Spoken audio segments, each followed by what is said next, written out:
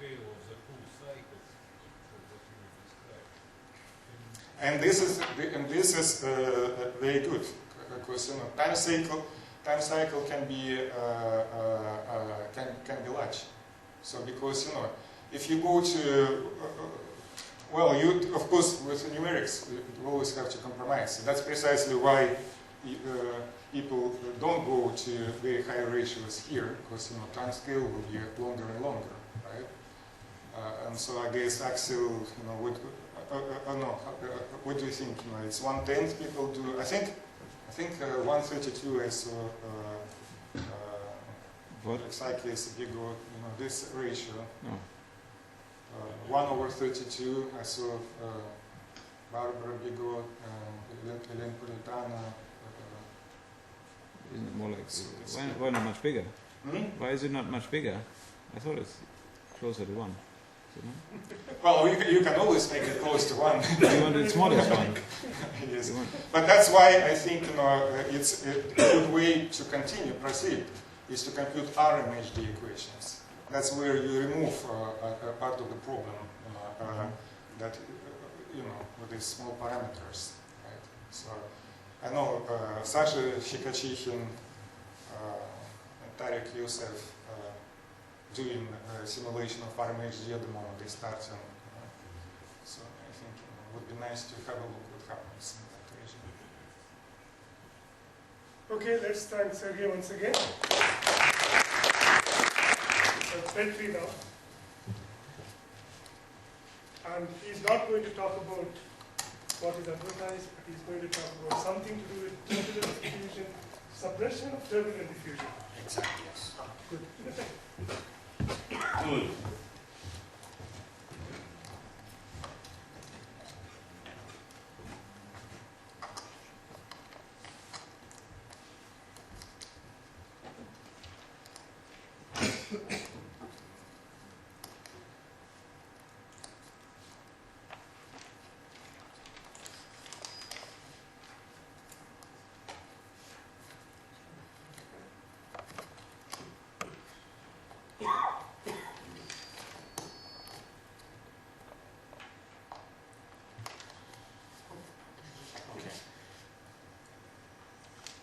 So, can anybody hear me?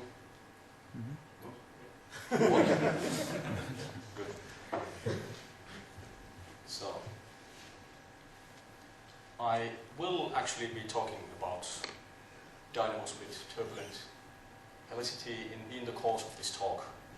But since this subject is so broad, I decided to narrow it down a bit and just talk about turbulent diffusivity quenching due to large-scale magnetic fields.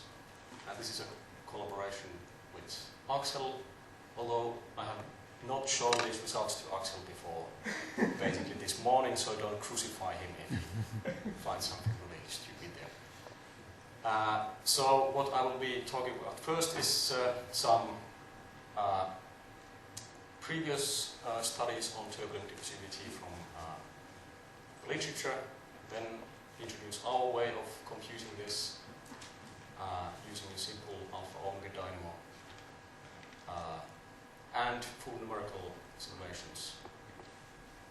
And if there's time, I will be talking about something completely different. Well, not completely different, but still different. And we'll see if there's time for that. So let's start with kinematic results. First order smoothing approximation gives this very nice simple formula, which we can write in our terminology in this thing here with the forcing wave number, if we assume Strawhall number is equal to unity. And this is, of course, an analytical result, and I'm shamelessly taking advantage of Sharon's result here, which shows that this does apply in the kinematic regime, at least when Reynolds number is significantly or is larger than 1. Or also in this regime, but here the relevant time scale is the diffusive time. And this is all very nice, but of course we would like to know what happens in the non-kinematic regime, when the magnetic field is dynamically important. And at least some of us do believe that the alpha effect is regulated by magnetic Helsinki conservation, but this conservation law does not tell anything about what happens to the turbulent diffusivity when magnetic field grows. So there's different kind of results on this. Here I take this kind of terminology that we have.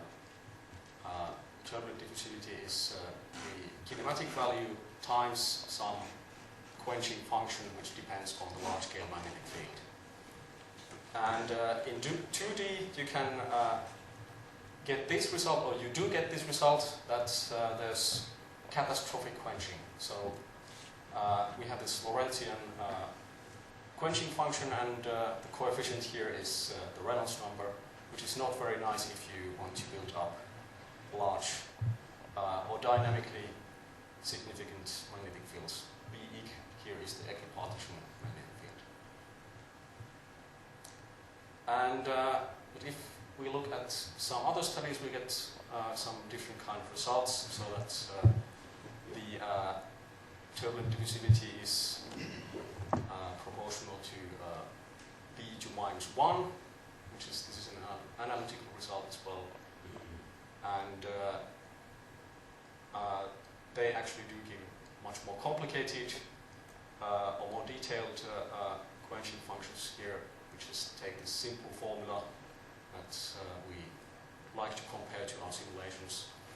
And this coefficient here, A can depend on the magnetic Reynolds number as well, and also on the small scale magnetic field. But these are details that we cannot really address in this study, so we just want to know if we get anything like this or whatever we get. And how can we then determine turbulent diffusivity from numerical models? Youssef et al. Did this with simulations where they had some decaying magnetic fields, and they looked at the decay rates and stuff like that. Then the next thing that comes to mind is to have a simulation where you impose some large-scale field with a gradient. This is complicated, and there's all sorts of difficulties doing that, especially when the fields are strong. And in order to not fall into these pitfalls, we take a different route and just look at the saturated state of cyclic alpha omega dynamo. And you might wonder how can we tell anything about the turbulent diffusivity from that. So let's take a look. Let's consider a simple alpha omega dynamo in Cartesian coordinates, where you can then express the field with this equation here. The primes denote derivatives in the c direction, and we have a large-scale flow here, a linear shear flow, which would be applied also in the simulations. And eta capital T is the sum of the turbulent and the molecular diffusivities. And then we look at solutions of this form, and we get a dispersion relation, and then from the real part and imaginary part we get a equation for the dynamo frequency and then for the growth rate. And here we are using this kind of dynamo numbers. And if we then want to look at saturated state of such a dynamo, we can assume that large-scale magnetic field only depends on time, not space. And in that case, we can, in the saturated state where the growth rate is 0, we get this nice simple equation for the dynamo frequency, and this is in the 1 mode truncation. And if we can indeed construct this kind of a dynamo, it's very easy to determine turbulent diffusivity from this very simple equation. So, how do we do that? So, we just use the pencil code and grab a cube of size 2 pi third, use an isothermal equation of state, really a simple system, and then we apply the shearing box approximation with this kind of shear flow, and the equations are here. They are just the regular equations for continuity, velocity, magnetic field, or electric potential, and here I want to make the point that there is no approximation made here, so there is no mean field approximation made.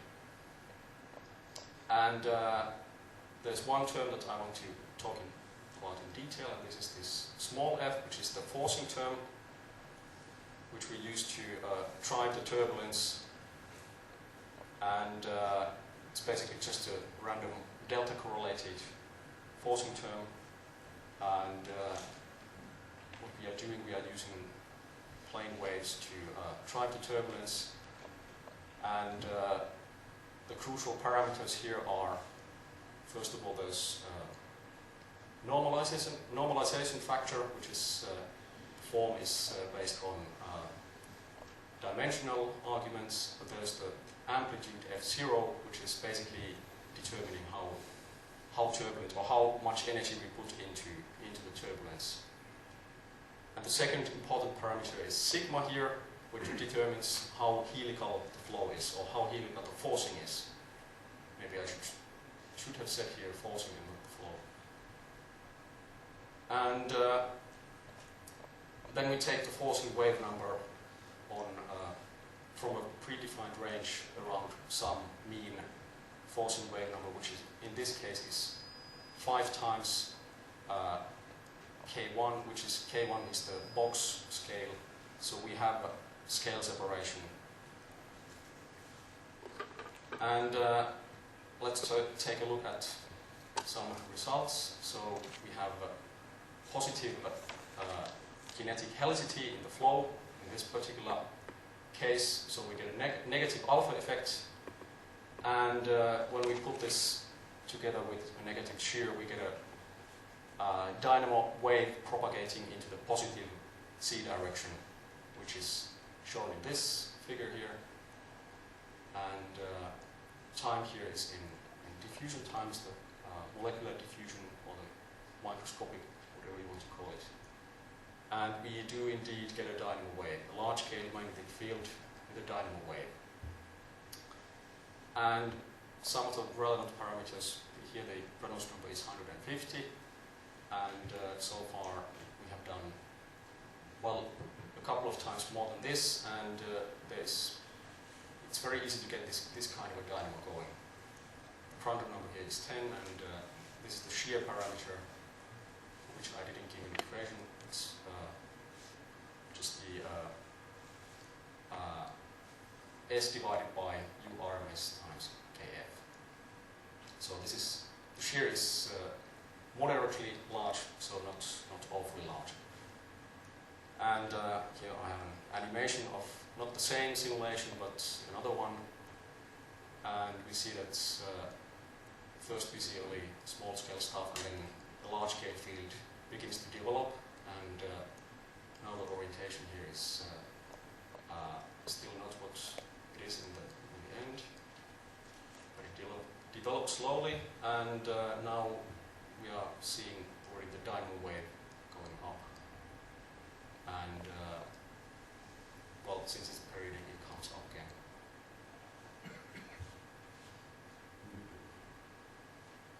And okay, this is not very interesting. There's nothing much more happening than this. And what we then do is to vary these two parameters. F0, the amplitude of basically the turbulence, and sigma, which is the basically the fraction of helicity that we have in the flow. and we get this kind of result. So here I plot actually the by, which is always the largest one. Bx is a few percent of this usually, and we have a bunch of computations here between around 1 and about 200 for the ratio of the mean magnetic energy, mean field's energy to the equipartition energy. And it seems that they fall into maybe not a line, but some kind of a band. And here's an example of a quenching function which could be used to describe this. And here I should maybe explain what the colors and the combination of a color and a particular shape says that it belongs to a certain family of simulations with constant zero, different sigma. So here you have 4 different families of calculations. They overlap somewhat. And here I have a couple of points which are clearly above the line. And this is, of course, not as easy as we might want to think, because in these cases there's also a vorticity dynamo going on, which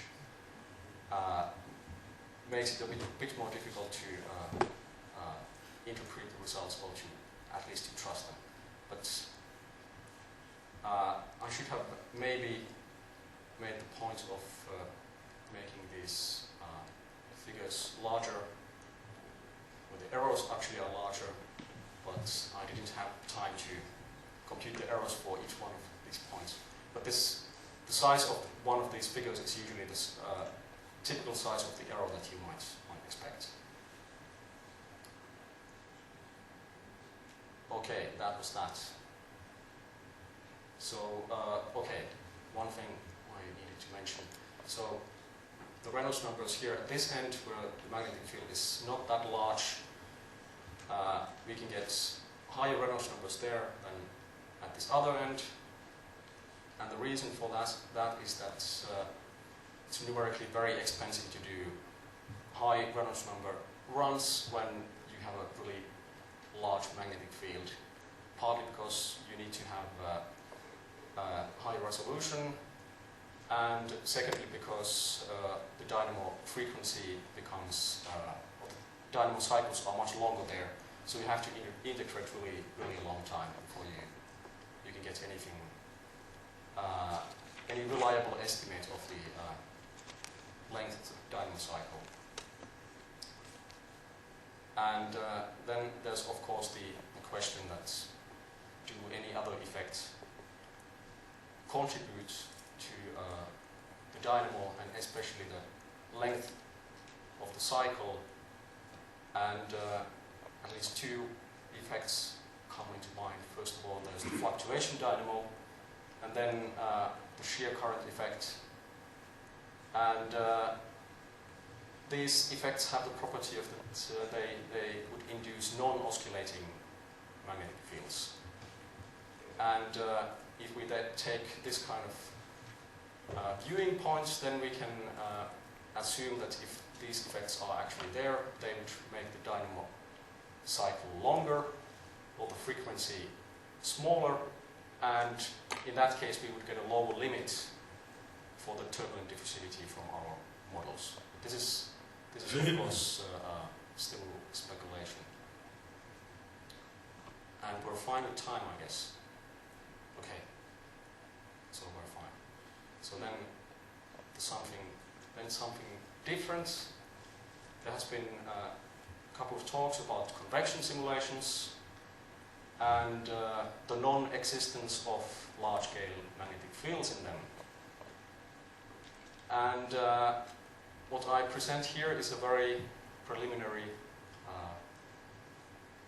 results from compressible penetrative convection in a shearing box approximation. And what we find in this case, this is a very modest Reynolds number, of course, and the shear well, it's about the same as I showed in this previous case. And potential number 4, what we get is that after a while the dynamo grows on the background and then it grows to super equipartition field strength. So the magnetic field energy is, well, this is the RMS value of velocity and magnetic field, so the energy is this squared, so it's about 10 times larger than the flow energy. And if we plot a butterfly diagram of this, we see this kind of thing. So Vx is much smaller than Vy, and that there is a large-scale field. Here Z equals 0 is the base of the convection zone, and here you have the overshoot layer. This is the actual convection zone here. The cooling layer is up here. So what we find is that we get this stable, non-oscillating magnetic field, which is situated mostly in the overshoot layer. And then the question, of course, arises: how large is the mean field actually in comparison to the total field? And in this case, the mean field is about 80% of the total field. So most of the energy is in the mean field. So I just wanted to show this because we had talks of David Hughes and Steve Tobias showing that they have very big difficulties getting any large-scale, at least very strong large-scale fields in the simulations, and it seems that we do get some. So it would be nice to get some equal footing, trying to find out where we stand. Why we see this and you guys don't. Okay, so that was basically it. So my conclusions are simply we get turbulent diffusivity which follows a quenching function which is proportional to B2 -1. And we can't really say much about the Reynolds number dependence, but we are working on this. We try to make computations with which larger Reynolds number with also large magnetic fields. And then we had very preliminary results about dynamo action, large-scale dynamo action in stratified convection. And admittedly, these are very low Reynolds number cases, but we are doing larger runs as we speak. And we don't see any dynamo cycle in this case. And just before this session started, Axel had an idea that it might be due to boundary conditions. So I would also like to hear his story to the end. So thank you, that was all.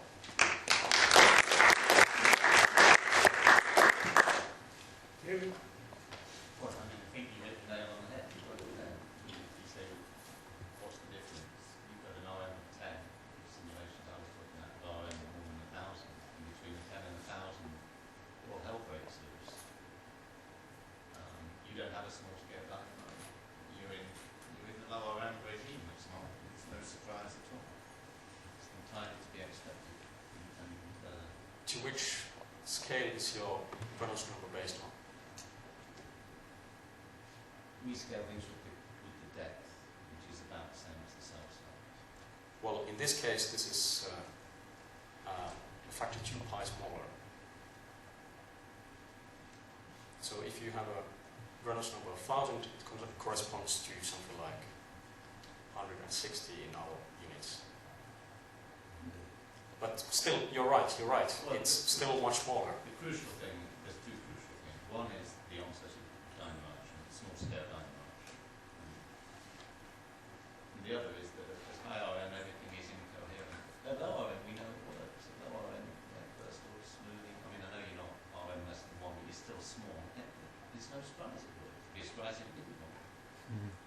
Well, to me, the surprise is that nobody has shown these kind of things. Because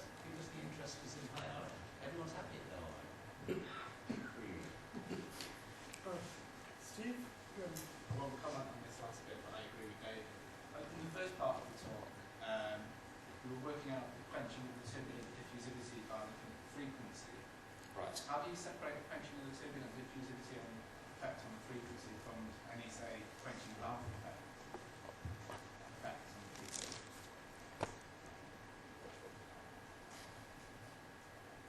Well, it doesn't really go into this. I mean, the alpha effect is already in the quenched. Well, the alpha effect is quenched in the saturated state. It doesn't go into this analysis at all. No, but why? Repeat the question again. What is the question?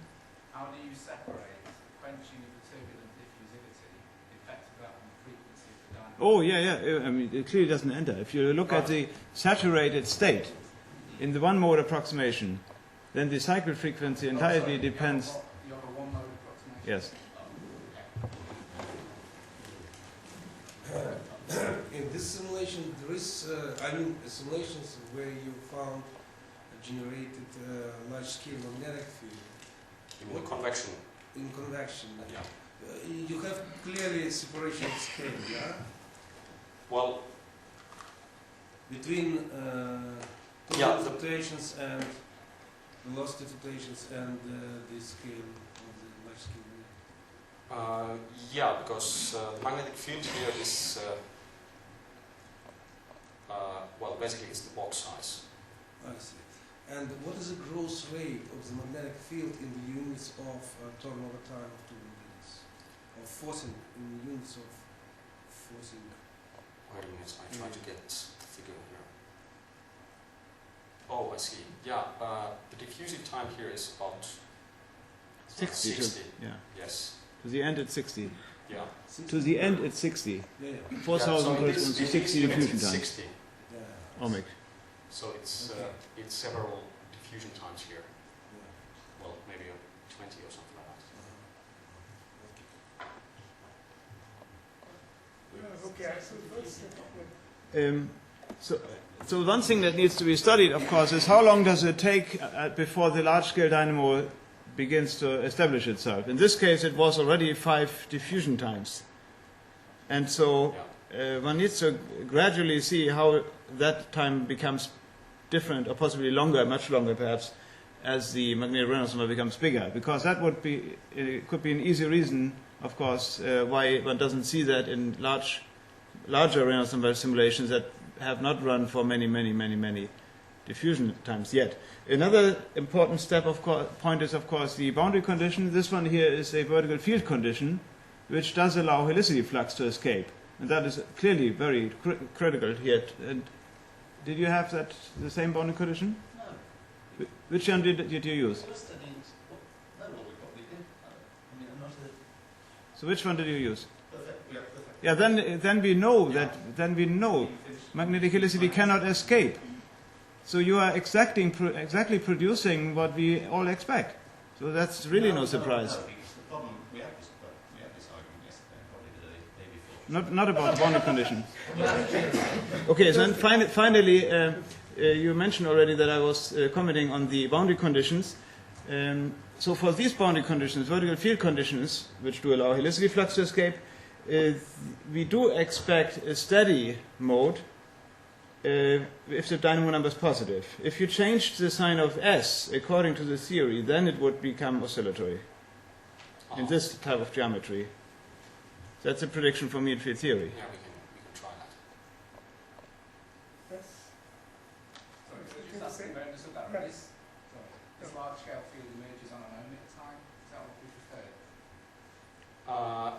Yeah. So what is the eigenfunction? I mean, it's difficult when you've got something that emerges on an ohmic time to separate out nonlinear effects from ohmic effects. So do you know what when it's emerging, what is the field like? Is it small scale? Yeah, this we haven't looked in detail yet. As I said, this is fully preliminary stuff, but we can of course take a look. We should. Okay, very last comments. He issues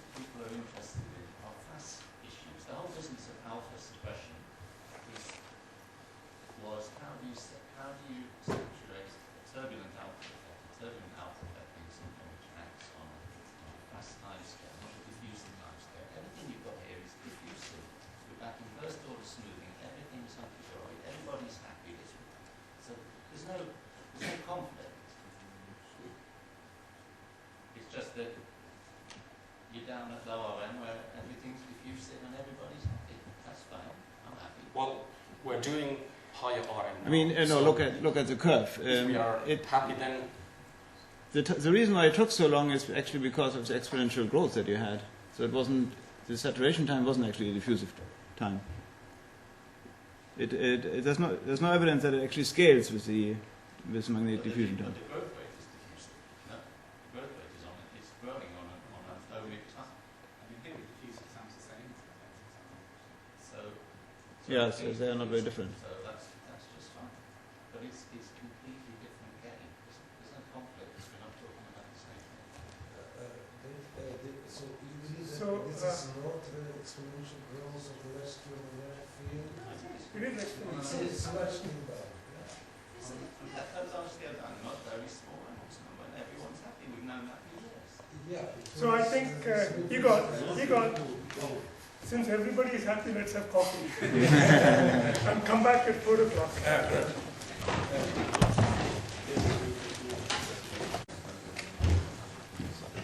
Evening session. We have Annalisa Bonafide talking about the coma cluster magnetic field. Yeah.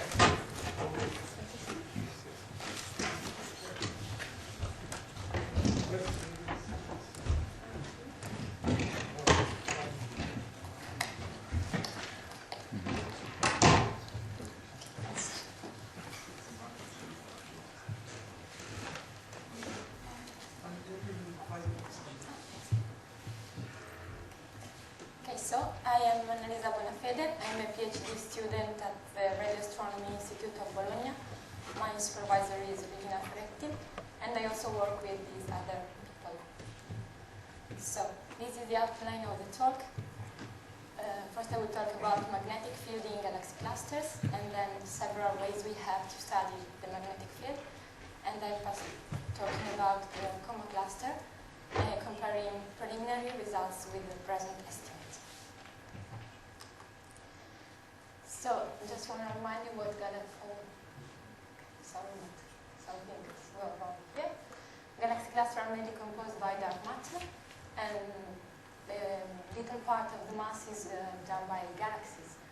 Also, there is an intercluster medium that contributes with this percentage to the total mass. It's composed both by thermal components, say hot gas emitting in the X-ray, by optically thin bremsstrahlung emission. We also have non-thermal components that are magnetic field and relativistic particle. Here you can see an example of a radio halo in contours, and the color scale represents the X-ray emission of the gas. And so we know from cosmological simulations that we need a seed field of about nanogauss in the early universe in order to generate a magnetic field strength about 2 microgauss in the present universe. Watching simulations done by Klaus Doller et al. In 2005 have shown is that the adiabatic compression is not enough to reproduce the magnetic field at the level that we see today. And an important role is also done by the shear, turbulence, and Mayer-Merger that amplify the magnetic field.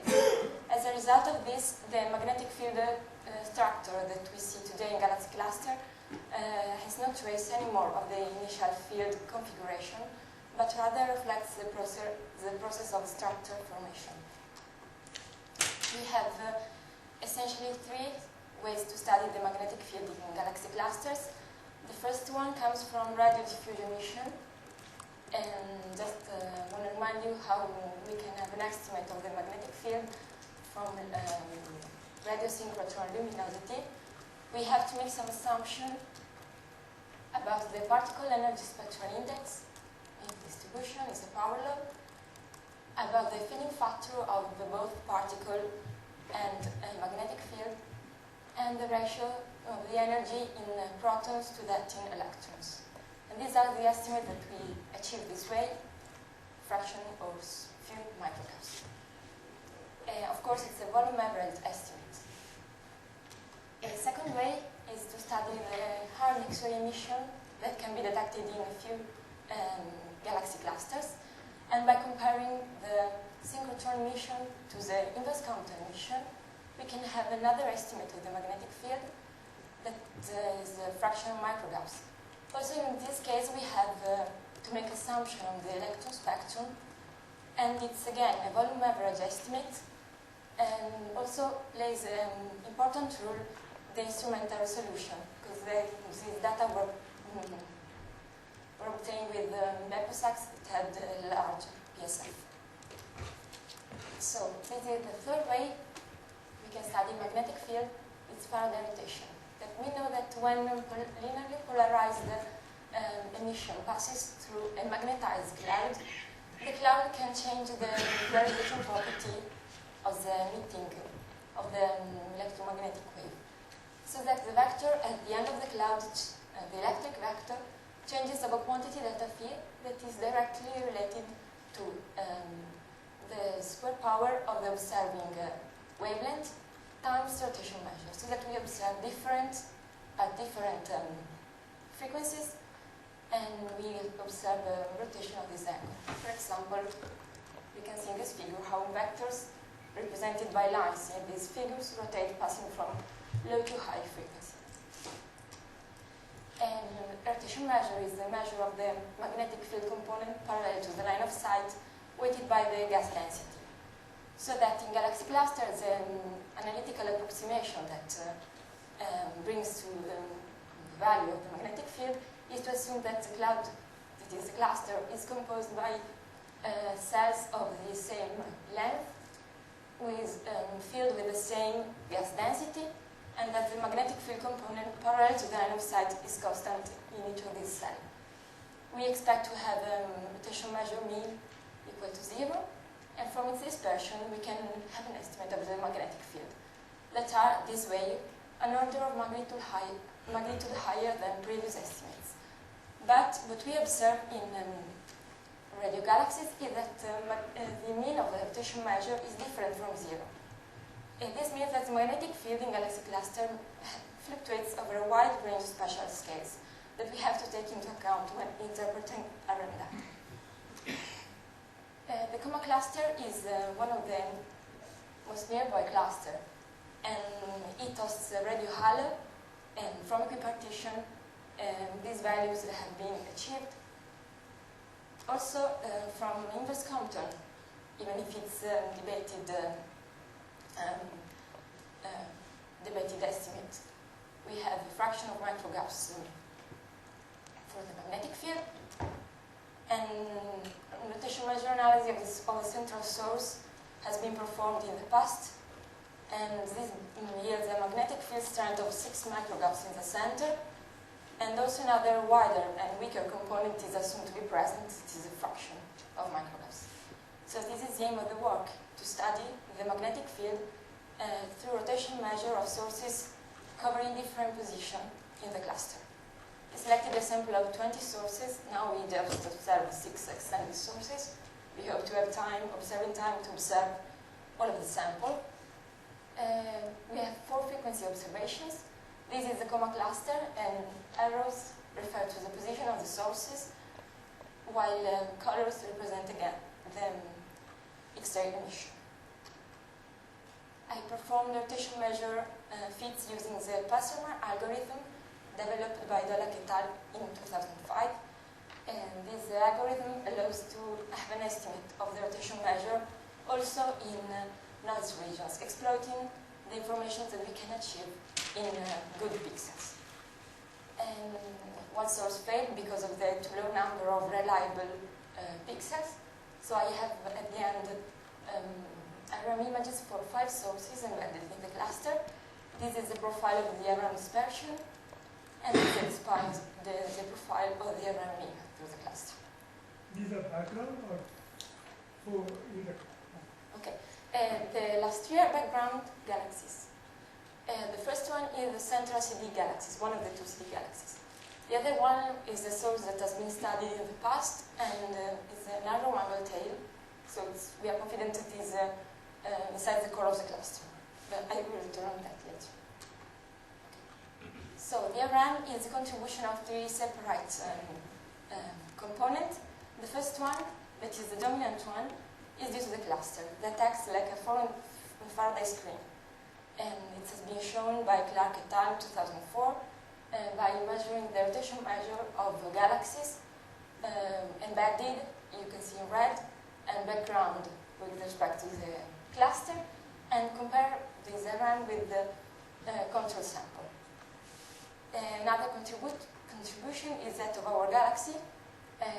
For COMA it's not important because COMA is at high galactic latitude, but we can have an estimate of this from a sample of extragalactic radio source, and we can take this small value, in this case, into account in simulations.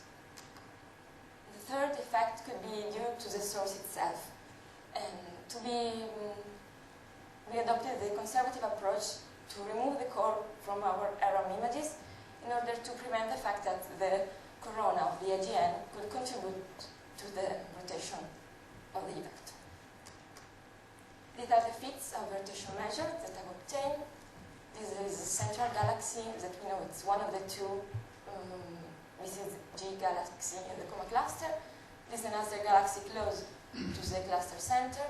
These are three background sources, so we know that they have to cross the whole cluster definition. We see that the mean of the rotation measure for the galaxies is different from zero. This implies that the magnetic field varies on scales that are larger than the excess of the source projected on the plane of the sky. And we also see small fluctuation of the rotation measure, implying that the magnetic field also has to fluctuate over a scale that are smaller than the size of the source. So again, we have to take into account models of magnetic field where both large and small spatial scale coexist. So we performed numerical simulations with the Faraday code developed by Muja et al. In 2004. This code allows to simulate magnetic fields with a static magnetic field model, so no dynamical simulations. The component of the magnetic field have a Gaussian distribution, and this is the power spectrum of the magnetic field. It's a power law with this exponent n. So the magnetic energy density, following from this power spectrum, follows this law. This means that if we have a steep power spectrum with n greater than 3, the magnetic energy density is larger on the large spatial scale, while for n that is smaller than 3, the magnetic energy density is larger on the small spatial scale. And this reflects directly in the images of the rotation measures. This is for a flat power spectrum, N2. So we can see that the most important RM fluctuation are on the small scales, while if we steep the spectrum with N3 and N4, the rotation measure fluctuates, the most important fluctuation are on scales that are larger and larger. Modeling the magnetic field power spectrum in this way means that we have three parameters to take into account in our model. We also have to model the magnetic field radial profile. We have several indications by sigma RAM to X-ray surface brightness, and also by spatial correlation between radio and X-ray emission, that the magnetic field profile has to follow somehow the gas density profile. So we adopted a model where magnetic field radial profile scales at the gas density profile with this law, and this is eta, and beacon 0. And there are two more free parameters that we have to consider in our interpretation. We know that we know from X-ray observation, which is the probably the distribution of the gas profile. It's we adopted the beta model with the values obtained by Brielle et al. In 1992. So we have at the end 5 free parameters, and we perform these simulations. The minimum scale over which the magnetic field may fluctuate in our simulation is 2 kiloparsecs, so close to the observational resolution, while the max allowed scale over which the magnetic field may fluctuate is 512 kiloparsec. We obtain this way the simulated RM images to compare with observations. Also, we have to take into account that 2 degenerations are present in our model. The first one is between the maximum scale over which the magnetic field may fluctuate and the power spectrum spectral index. In fact, steep power spectrum means that the magnetic field energy density is important on the large scale. So that if we reduce the maximum scale with the magnetic field may fluctuate, we have the same result that we would obtain with flat power spectrum, where magnetic field and energy density is more important on the small scale. The other degeneracy arises because of the integration, and it is between the central value of the magnetic field, B0, and eta, in the sense that if B0 is high, eta must be high as well. So what can we say about the magnetic field power spectrum with this data? We know that the ratio of the dispersion of the Rm over the mean of the rotation measure is sensitive to the power spectrums log n. So we simulated different magnetic field models varying the parameters n and lambda max, and we calculated this ratio for each combination of these parameters.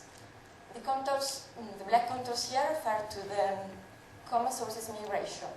So what we can see is that we can, due to the degeneration, we cannot say which is the power spectrum in the comma cluster. But we can say that for a larger range of lambda max, n is about 2. And we have two asymptotic trend for grid lambda, n is about 1.8.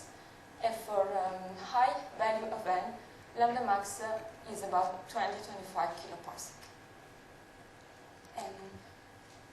So this similar work has been done on other clusters. Is it driving you towards small scale fields? Sorry? Is it driving you towards the small scale fields? Sorry. Okay, we'll discuss later. Okay.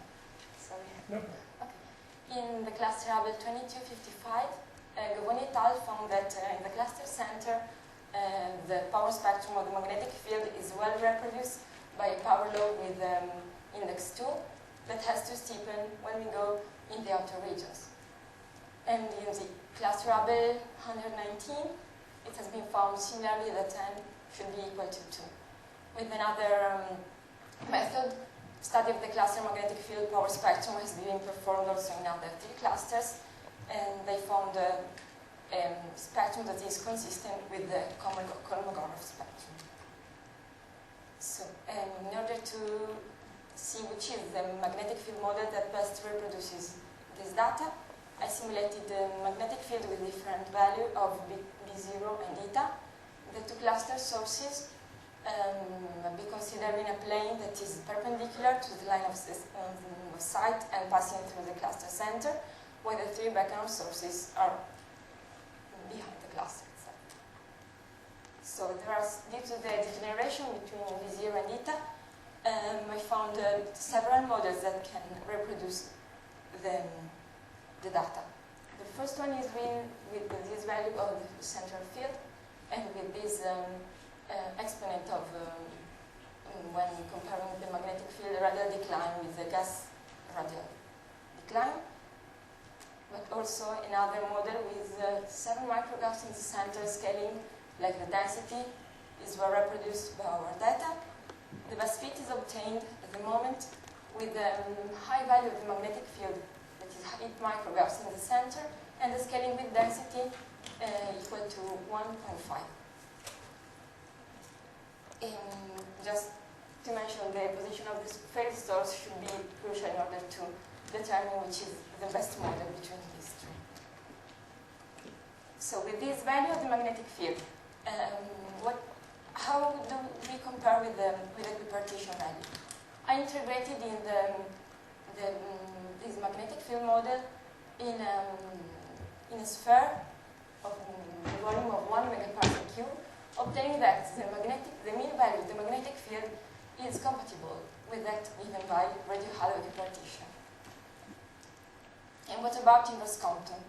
Well, in this case, I have integrated the field over a spherical volume that has the radius like the PDS of the instrument that detected the hard X-ray excess emission. And also in this case, we find that in a factor of 2, they are compatible. So these are the conclusion. And just want to mention here that rotation measure not so in disagreement with the equipartition and the Morse-Compton estimate. We have to take into account the rate of decline, of course, of the magnetic field. We are measuring different things with the equipartition, with the inverse Compton, and with rotation measures. And also more sources will be, of course, required in order to study which is the magnetic field power spectrum in the cluster, or to see if it varies with distance from the cluster center, as that is being found in another cluster, Albert 2255.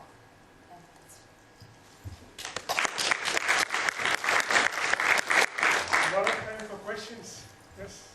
No question, small comment. Speaker 11 third is not Kolmogorov, it's Galicia. Sorry? Yes, it's sorry. It was K-squared. It's, That was K-squared. sorry, I had to say that it is three-dimensional, in three-dimensional space. Right, but it's So- not Kolmogorov, it's Kolmogorov, it should be 5 over 3, but we have to multiply 2k to the Galicia. square Right, power. you're completely right, but in 61, if I remember correct, young Russian scientist, She wasn't born at that. in 61. Okay, so I will check. Thanks. Your model of magnetic field. How you control the divergence? Is it divergence of your model? Yeah, it's a magnetic divergence field? field model, yes. How you do that? Because the field is initially simulated in the vector potential, and then the field is derived by rotating the vector A. Any questions?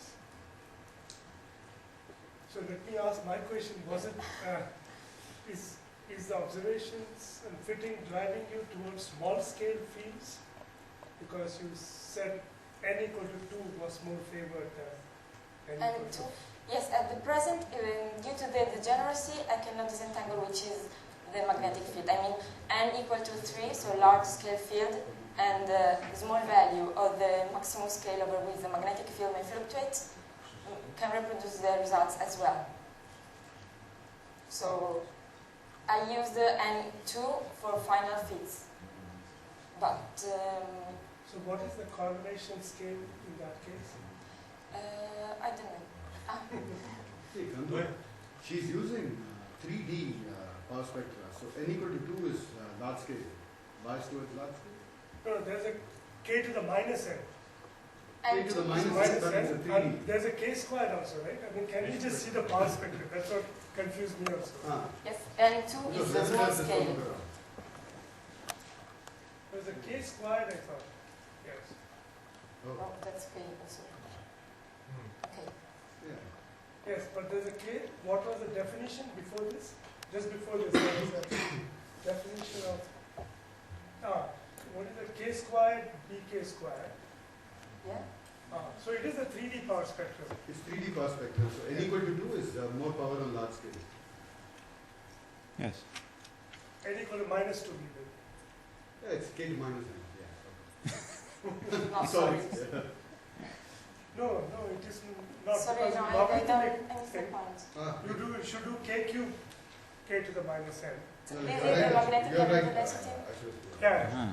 So Torsten, You use intensity fluctuations in order to get the constraint of magnetic fields? No, I didn't. Okay, then I don't have to ask this question. It's something that should be done in the future. Okay, if you're going to use them, you will be sensitive to the force, four times the magnetic field to the fourth power, I assume. To the fourth power. Yeah. 4-point function. Okay. So the initial field, yeah? As Yeah, Andrea was okay. explaining. Yeah. In that case, you become sensitive to the kind of statistics you put in. If you have Gaussian statistics or non-Gaussian statistics with magnetic fields. So then you should also play with different kind of statistics. As long as you only use RM and iron fluctuations, you're fine. Yeah, okay. Yeah. Okay, if there are no other questions, let's thank.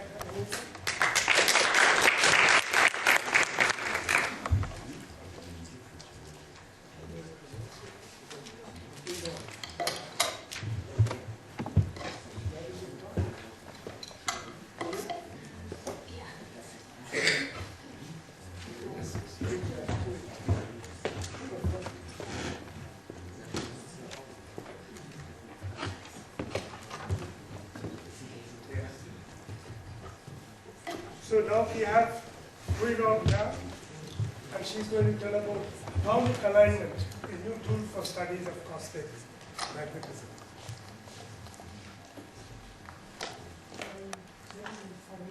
Okay. Okay. Thanks a lot to the organizers for the invitation. My name is Hui Rong. I'm a postdoc fellow at Canadian Institute for Theoretical Astrophysics.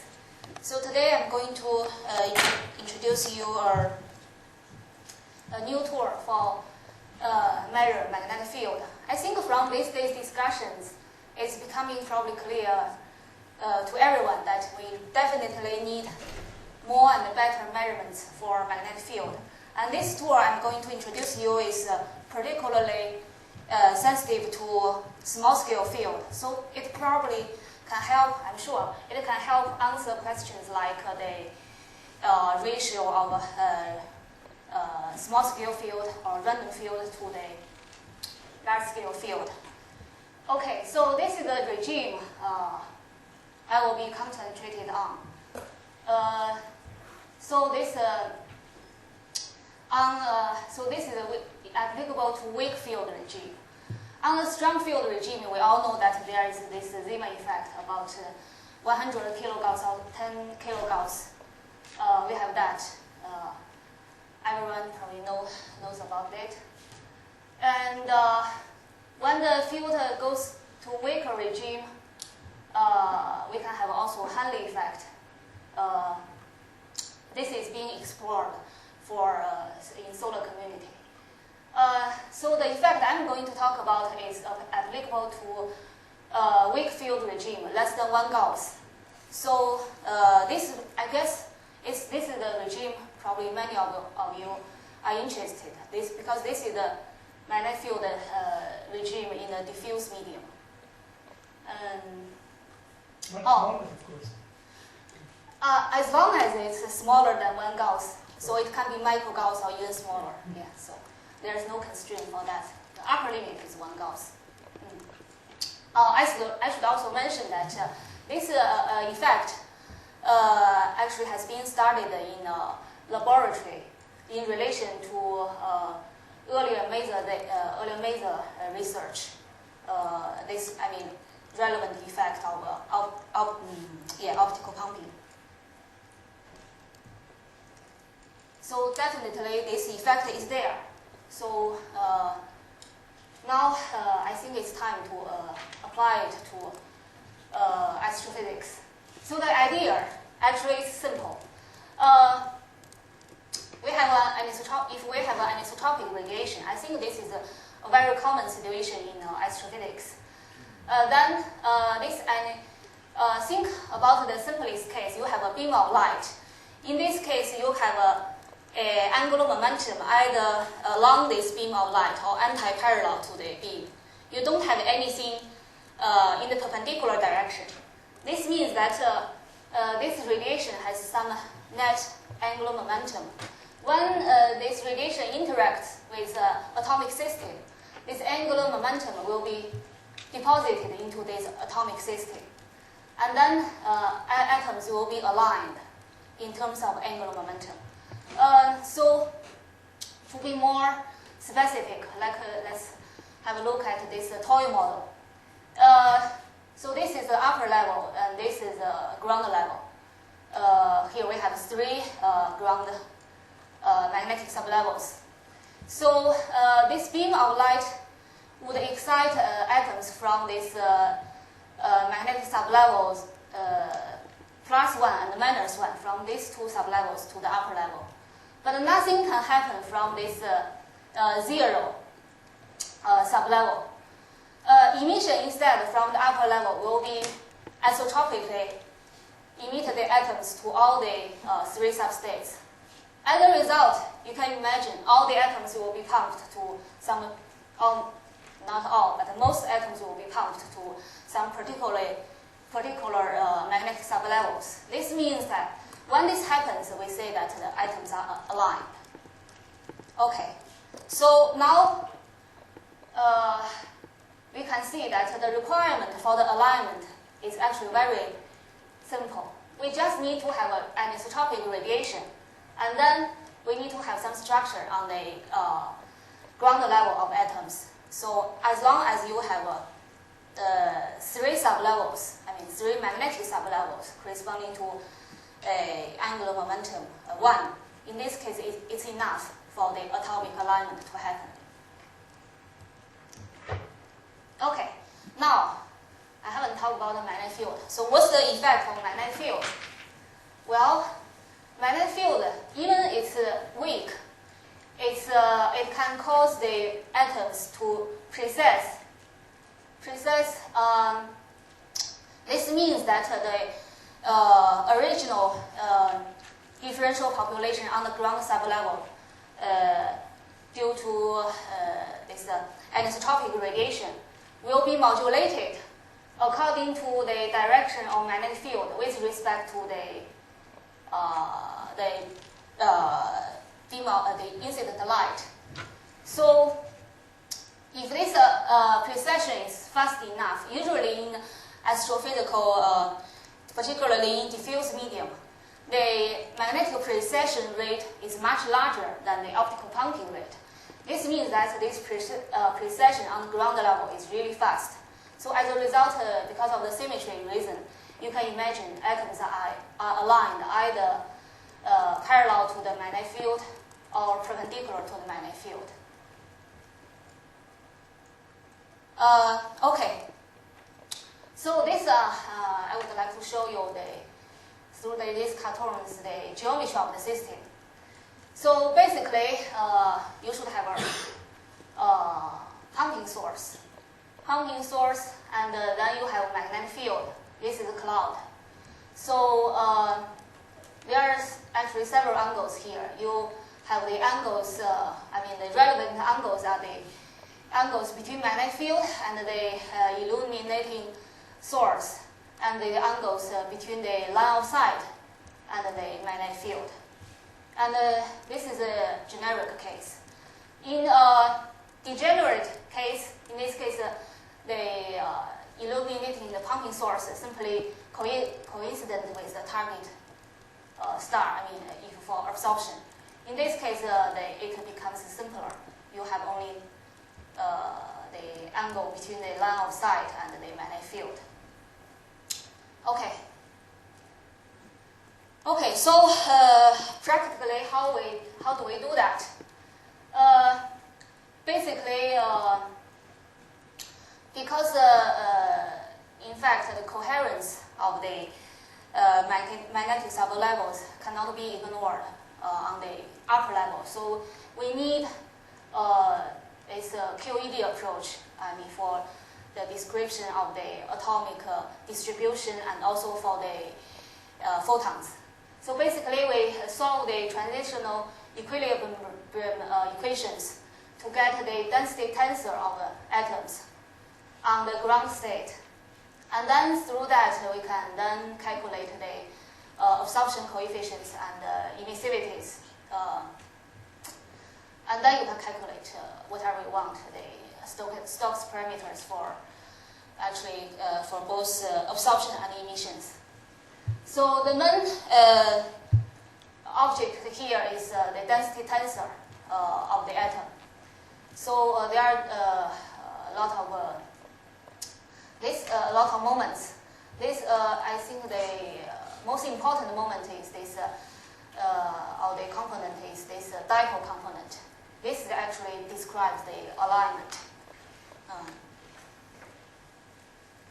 Okay, so this just to give you an example of the species we can use. Because as I said earlier, the requirement is really simple. We just, any atoms with either fine structure or hyperfine structure, as long as it has angular momentum larger or equal to 1, such kind of atoms can be aligned. So we have a lot of options. This for absorption lines. So we have done calculations for this species, highlighted species. As you can see, this polarization is really definitely measurable. So the highest is about 30%. So it's definitely can be observed. And this is for scattered light or emission light. And we have done calculations for these species. This polarization level is also enough to be seen. Okay, so these are our calculations. This is actually this dipole moment I mentioned to you a few minutes ago. So this dipole moment as a function of the angle, theta r is the angle between this magnetic field and the pumping source. So what can you learn from this plot? You can learn that this alignment, indeed, it can be either parallel or so the positive means that it's aligned with the magnetic field, and the negative means that it's perpendicular to magnetic field. So there are no other cases. So it can be either parallel or perpendicular, and the switch between these two regimes happens at this 54.7 degree, so-called wave-like angle. And because of this alignment of the atoms have such a behavior, correspondingly the polarization of absorption line also has such a similar behavior. It's either parallel or perpendicular to the magnetic field. Okay. So this means that basically by measuring one polarization of one absorption line, we can get the two-dimensional information of the magnetic field in the plane of sky. It's either parallel or perpendicular to the magnetic field. So by just measuring one line, you can get this 2D information. And if you have two measurables, then you can do more. You can actually get three-dimensional information of the magnetic field. So how it's done? It's this to show you an example how it's done. So this, I should say that atomic alignment not only causes polarization, actually it also causes a modulation of the intensity of lines. So this vertical axis is the intensity ratio of oxygen 1 and sulfur 2 line. And this x-axis is the polarization of oxygen 1 line. So, and these blue lines, the blue lines give you the trajectory for equal theta r. Theta r, you remember, is the angle between magnetic field and the radiation source, and the red lines are for the angles between magnetic field and the line of sight. So just imagine that you measure this ratio is about minus 1.82, and polarization is about minus 11%. And then immediately you can get this theta r given by this blue line is 0 and 0 degree, and theta b is 45 degree. So with two lines, we can get this 3D. What are those points with iron bars? Points? With iron bars. These are error bars, yeah. For observations? Observational, you can have such amplitudinal error bars. But this is not observation, this is a theoretical curve, so to show you how it can be done. Okay, so actually not only in the geometry, the 3D information of magnetic field can be measured. The strength of magnetic field can be also measured in a regime when the pumping rate is comparable to the Lambert precession rate. So in such cases, you can get information also on the strength. So this is a plot. So this Q, Stokes parameters Q and U. And let me see, these circles are the, of course I have to fix the several angles because they're here, and there are 4 variables. So I fix 2 angles, and change one angle, I think I change theta here. So theta is this range. Yes, theta. These different circles represent different theta, and these curves represent different magnetic field strengths. As you can see, these Stokes parameters will be determined by the strengths, or they are sensitive to both strength and geometry of the magnetic field. Okay, so now let me give you a few examples to show that how useful it is. So let's see. First example is a comet. Comet wake. Comet wake. It's turbulent. So you have so this is a simulated magnetic field lines in the comet wake, and it has been observed that there is sodium D2 emission from a comet wake. So given such magnetic field configurations, then you can calculate. So we calculated the polarization for sodium D2 scattering lines. So the sunlight is scattered by the sodium atoms. And these are the polarization vectors. So, and the maximum polarization degree is about 10%. So this shows that by measuring this sodium emission from the comet wake, we can get some sense of the turbulence in solar wind. Okay, so this is another example. I remember yesterday there was also discussion about this evolution of magnetic field. So actually this technique can also be used in early universe. So let's say the epoch of reionization.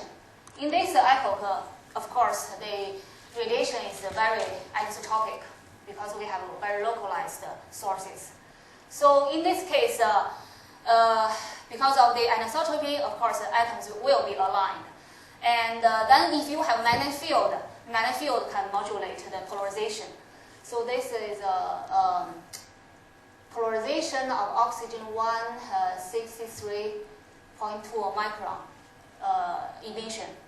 So, and as you can see, the polarization degree is about maximum about 25%, and it's sensitive to, or it gives you information for both the angle between line of sight and magnetic field, and the magnetic field and the pumping source. So you can learn both the information on magnetic field at that epoch, and also actually degree of reionization, because degree of reionization would determine the degree of anisotropy in that epoch. But what atoms do you need here? Atoms, this is one example. So this microwave, this oxygen 1. Actually, similar effect can also occur for instance, for H1 21 centimeter. Because oxygen will be there. Well, if you detect this also give you also actually some information about chemical abundance. So, yeah. But this is just an illustration you can do with also other atomic species. Okay. Actually, it can also be used to study the magnetic field in disk. So this is an example of a disk with a toroidal field. You have actually in disk, basically you know the geometry relatively well. You know where is the pumping source and and then for this toroidal field, we did this, and assuming that the disk is Kepler, we can get this polarization. Polarization as a function of this velocity. So this is for Q, and this for U, Stokes parameters. And this for toroidal field.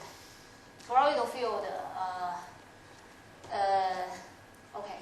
So for the same condition, also Keplerian disk and the toroidal field. Now you can see that it's different now the polarization will be different. So clearly this can be used to what is the x-axis? This axis? Mm. This is projected line of sight velocity. Yeah. Okay, so I just want to stress that this technique is applicable to basically all diffuse medium, circumstellar medium, ISM, interplanetary medium, intergalactic medium, and also quasar, the vicinity of quasars. Okay, let me summarize. So basically, we claim that there is this new tool, namely atomic alignment. It can be used, and this effect is present for many atomic species, and they can be used to study 3D information of magnetic field. And actually, we can start in practice.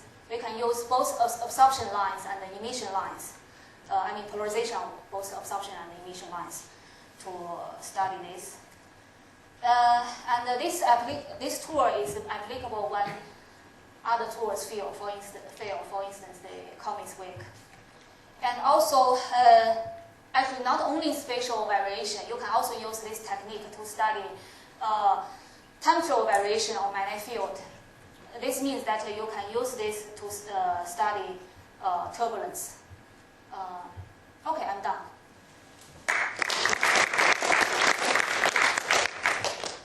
Questions? If you have some time.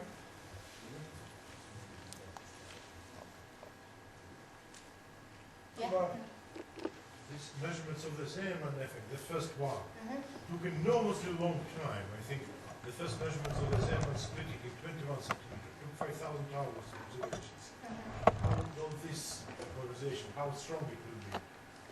What's the centimeter resolution you would need? Actually, okay. First of all, this should be we should use. It's not continuum polarization. It's a spectral polarimetry. So in this case, and even in fact, I think the same. It's also spectral polarimetry. The polarization degree, as I showed you, is really measurable. It's large. So I wouldn't think it's difficult to measure.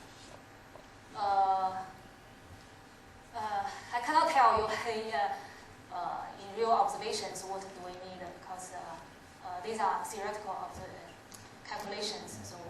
So we actually now we are seeking for collaborations with experts in spectral polarimetric observers to first test this effect.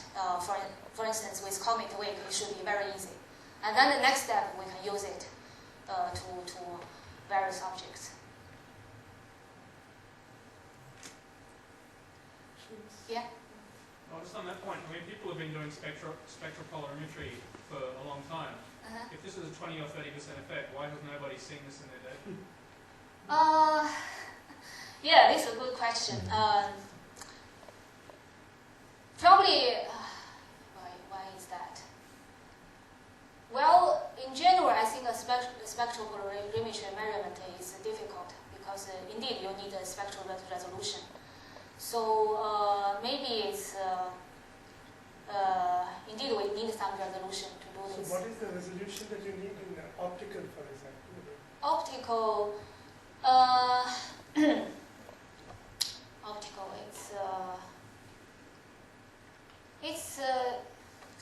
Well, I think it's the same as, for instance, for the Zeeman effect. It shouldn't be the requirement shouldn't be higher, I think.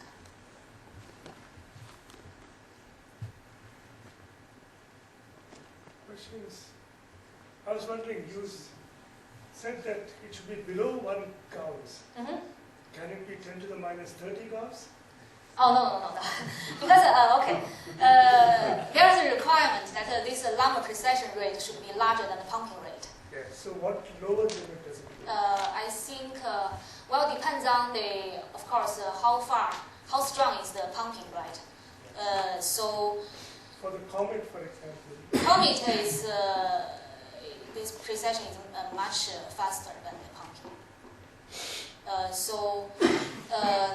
Actually, I think I remember this expression. No, just some order of magnitude number I was looking for. Order of magnitude, okay.